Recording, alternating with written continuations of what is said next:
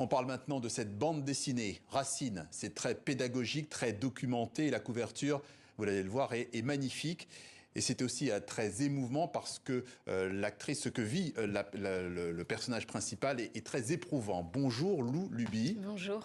Alors vous êtes l'autrice de cette BD. Le titre est déjà en lui-même un sujet parce qu'il y a au moins 2 niveaux de lecture.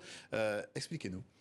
Alors Racine, ça parle évidemment des cheveux, puisqu'on est sur une bande dessinée qui parle du cheveu frisé, crépus et de sa place dans la société. Et Racine, ce sont aussi nos origines, et notamment celle de Rose, le personnage, qui va être dans une quête d'elle-même et qui va petit à petit se reconnecter avec son métissage. Alors une quête d'elle-même, comme vous le dites, ce sentiment d'injustice qui rythme toute cette BD, tout part en fait de Rose, qui est donc, vous l'avez dit, une fille. Ses cheveux génèrent des petits tracas, lui pourrissent la vie par rapport à ses frères, par rapport au réveil le matin, par rapport à sa mère qu'elle qualifie de tortionnaire, parce qu'au moment où il faut la coiffer, c'est un calvaire. Est-ce que ce personnage de Rose, puise un peu en vous?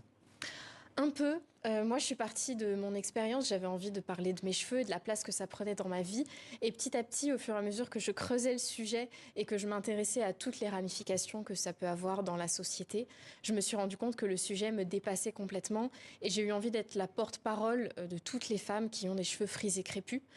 Et c'est là que Rose a pris sa propre dimension. Elle a vraiment dévié de ma vie à moi pour trouver sa propre expression, son propre vécu. Voilà, on n'est pas passé par les mêmes étapes, mais c'est sûr que j'y ai mis beaucoup de moi et de ce que j'ai pu vivre et ressentir. Il a fallu vous documenter. D'ailleurs, ça se voit, c'est très très documenté. Vous êtes parti de ce point de vue pour pouvoir étaler tous les problèmes que rencontre Rose. Est-ce que c'est une sorte... On peut dire que c'est aussi une sorte de thérapie, ce genre de BD? Je pense que la BD est arrivée après la thérapie. J'ai eu un rapport très longtemps très compliqué à mes cheveux, comme beaucoup de femmes noires ou métissées, parce que c'était très lourd à porter et j'avais du mal à m'y retrouver. C'était pas moi, donc je faisais tout ce que je pouvais pour les dénaturer, les lisser, pour entrer en fait dans la norme. Et ça a été un très long parcours. Il a fallu vraiment que je me confronte à des difficultés intimes, j'ai envie de dire, dans ma perception de moi, dans mon ressenti, pour réussir à refaire ce chemin vers mes racines. Et c'est en ayant réussi ce cheminement-là que je me suis dit, mince, mais ça m'a pris tellement de temps, mais c'est fou.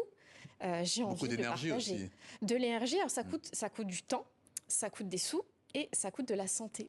Ouais. Et c'est quelque chose dont on ne se rend pas forcément compte quand on n'est pas concerné par la problématique. Alors vous avez parlé de normes.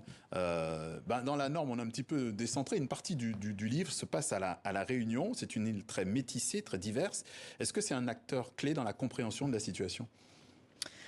Alors, la Réunion, j'ai voulu en parler parce que c'est aussi là que moi j'ai mes racines et j'avais envie de partager mon île, de partager ma culture et la société de laquelle je suis issue avec tout ce métissage. C'est compliqué parce que Rose est à la fois blanche de peau, de par son père qui est un créole blanc, et elle a les cheveux crépus du côté de sa mère qui, elle, est une créole noire. Et cette identité très mélangée va devenir encore plus complexe quand elle arrive en métropole, où là, dans l'environnement où elle se trouve, tout le monde est blanc, tout le monde est lisse. Elle est dans une école un peu huppée, voilà, et elle se retrouve un peu prise... Elle a du mal à trouver sa place, finalement. C'est ça, en fait, elle n'a plus d'identité quelque part et elle cherche à se reconstruire une identité en se conformant à cette norme majoritaire et en devenant, elle aussi, blanche et lisse. Et là, elle apprend, effectivement, elle le dit, vous lui faites dire, l'apparence des femmes est un perpétuel sujet de commentaires. Vous avez pris... finalement, le parti de démonter les idées reçues. Oui, et il y en a beaucoup, et notamment sur les 2 angles principaux que sont le sexisme et le racisme, puisque sur les cheveux crépus, on a une double peine. D'une part, évidemment, les injonctions faites aux femmes sont beaucoup plus fortes que celles qui pèsent sur les hommes, puisqu'on attend des femmes qu'elles soient toujours esthétiquement irréprochables, voilà, bien coiffées, bien mises, etc. Et d'autre part, vis-à-vis des cheveux frisés crépus, on a évidemment le poids de toute une histoire coloniale qui dit que les cheveux lisses qui se coiffent au peigne européen sont les bons cheveux et les peignes des esclaves, donc qui sont crépus et qui ne peuvent pas se démêler avec le peigne européen, sont les mauvais cheveux.